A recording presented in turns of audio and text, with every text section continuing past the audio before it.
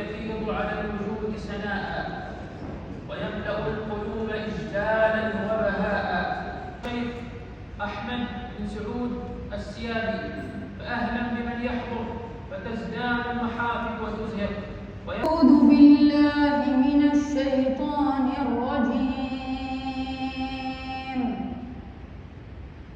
إن الذين يتلون كتاب الله وأقاموا الصلاة وأنفقوا مما رزقناهم.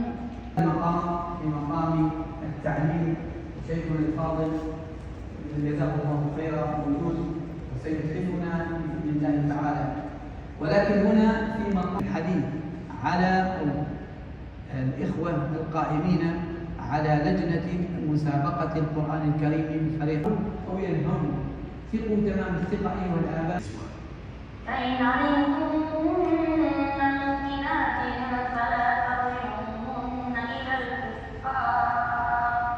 إن فخار يا جيل في صدره القرآن، هم وعزم وطموح بذل وعطاء وإصرار. بشذا الورد أو ظلال الغيوم أشرق الصبح عن فريق النجوم. فجزا الله المحسنين خيرا على ما بذلوا من إقامة هذا المجلس الذي سوف يكون إن شاء الله منارة علم.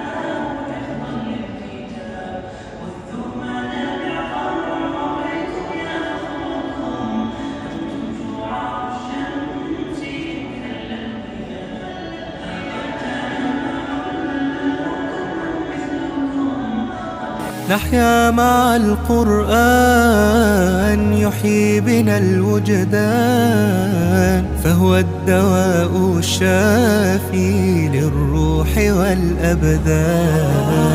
نحيا مع القرآن يحيي بنا الوجدان، فهو الدواء الشافي للروح والأبدان. يا معشر القراء هذا الكتاب دواء، هذا كلام الله فيه هدى وضياء.